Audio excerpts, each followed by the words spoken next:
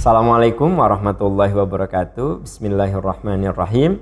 Alhamdulillahirabbil alamin wassalatu wassalamu ala asyrafil anbiya'i wal mursalin wa ala alihi wa sahbihi ajmain. Asyhadu an la ilaha illallah wa asyhadu anna Muhammadan abduhu wa rasuluh. Sahabat percikan iman, bagaimana kabar? Kalau kita renungkan, kalau kita telaah kajian-kajian tafsir, pada tanggal 17 Ramadan Rasulullah Shallallahu Alaihi Wasallam menerima wahyu pertama di Gua Hira.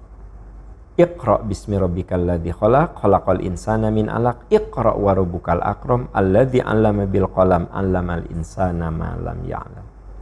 Inilah malam pertama kali Nabi Shallallahu Alaihi Wasallam menerima wahyu dari Allah Subhanahu Wa Taala. Dan ahli tafsir banyak yang bersepakat itu terjadi pada tanggal 17 Ramadan.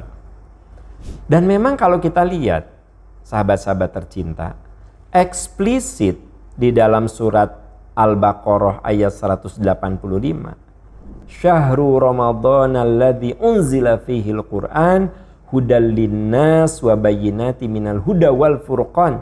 Eksplisit, jelas Al-Quran itu turun di bulan Ramadan. Pada bulan Ramadan lah Allah menurunkan Al-Quran. Hudal linnas, sebagai peta kehidupan bagi manusia, sebagai petunjuk bagi manusia. Wa bayyinati minal huda, dan ayat-ayat itu saling menjelaskan satu sama lain. Wal furqan, dan dengan Al-Quran itulah kita akan memiliki sikap pembeda. Kita bisa membedakan mana yang benar, mana yang salah, mana yang halal, mana yang haram, mana yang zalim, mana yang adil dengan Al-Quran. Sahabat-sahabat yang Allah muliakan, sahabat percikan iman, tugas kita adalah bagaimana kita mengimani Al-Quran, mempelajari Al-Quran, mengamalkan Al-Quran, dan mendakwahkan Al-Quran. Ini 4 kewajiban kita terhadap Al-Quran. Pertama, al-imanu bil Quran. Kita mengimani Al-Quran, bahwa seluruh isi Al-Quran 100% firman Allah. Nabi Shallallahu Alaihi Wasallam hanya menerima dan menyampaikannya saja. Ini yang harus tertanam pada diri kita, bahwa isi Al-Quran tidak ada campur tangan Nabi Shallallahu Alaihi Wasallam. Apalagi campur tangan manusia biasa yang bukan Nabi. Wa ma yantiqu anil hawa in huwa illa wahyu yuha. Nabi itu kalau bicara dibimbing dengan wahyu. Dan Al-Quran itu teksnya, kalimat-kalimatnya, ayat-ayatnya itu 100% firman Allah. Itu yang harus kita imani. Al-Quran itu firman Allah. Yang kedua, setelah kita yakin Al-Quran itu firman Allah, ta'allumul Quran. Nabi Shallallahu Alaihi Wasallam bersabda, khairukum man ta'allamal Quran wa 'allamah. Sebaik-baik kamu adalah yang mempelajari Al-Quran dan mengajarkannya. Jadi setelah kita mengimani, yuk kita berjuang untuk mempelajari. Kalau kita bicara mempelajari Al-Quran, bisa dimulai dengan belajar membacanya. Bagi Anda yang bacaan Qur'annya masih terbata-bata, nggak usah khawatir. Orang yang membaca Al-Quran dengan terbata-bata, baginya 2 pahala. Jadi sahabatku, kalau Anda masih belajar membaca Al-Quran, terus belajar. Kenapa? Anda mendapatkan 2 pahala. Yang kedua adalah level tilawah. Tilawah itu membaca Quran dan sudah benar bacaannya.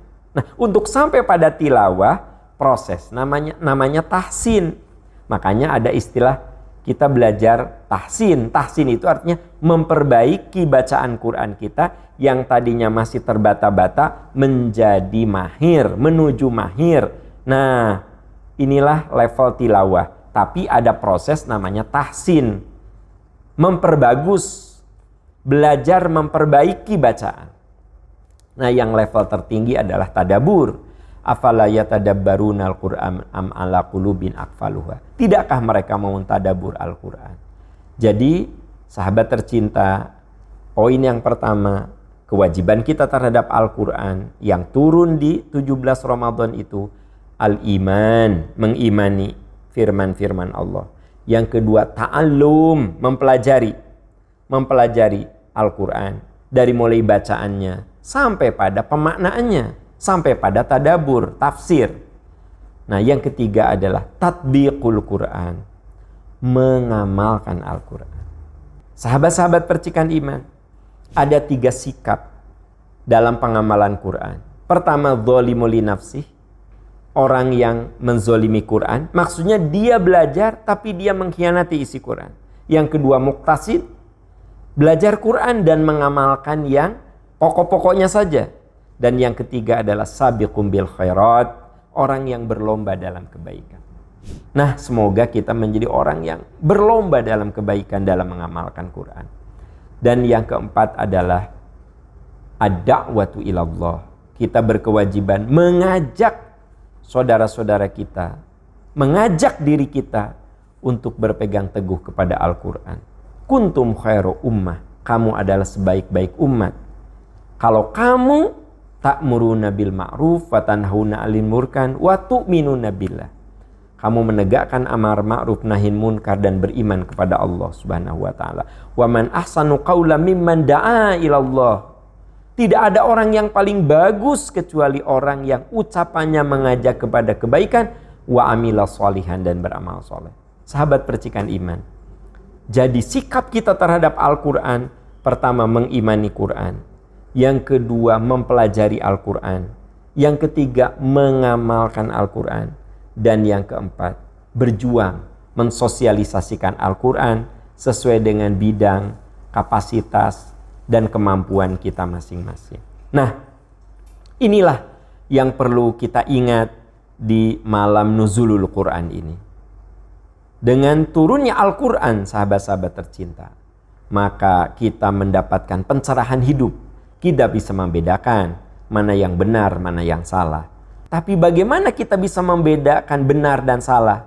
Yaitu dengan cara kita mengimaninya, mempelajarinya, mengamalkannya dan mendakwahkannya. Semoga saudara-saudaraku tercinta, di bulan Ramadan ini kita pastikan diri kita menjadi pejuang-pejuang yang membela Al-Quran, menjadi pecinta-pecinta Al-Quran, menjadi pengamal-pengamal Al-Quran. Semoga Ramadan ini menjadi Ramadan terindah, terbaik bagi kita untuk semakin menjadikan Quran sebagai kekasih. Dan jangan lupa, Nabi mengatakan, Iqra'ul Quran fa innahu ya'ti yaumal qiyamati syafi'an li ashabihi. Bacalah Al-Quran, pelajari Al-Quran, amalkan Al-Quran. Semoga itu akan menjadi penolongmu di hari kebangkitan. Semoga Allah menjadikan Al-Quran yang kita baca sebagai penolong. Semoga saum kita makin semangat, ibadah kita makin kuat, karena sebentar lagi kita akan memasuki 10 hari terakhir. Kita tak terasa sekarang sudah ada di 17 Ramadan. Semoga Allah memberkahi.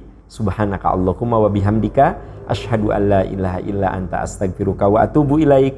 Walhamdulillahi rabbil alamin. Wassalamualaikum warahmatullahi wabarakatuh.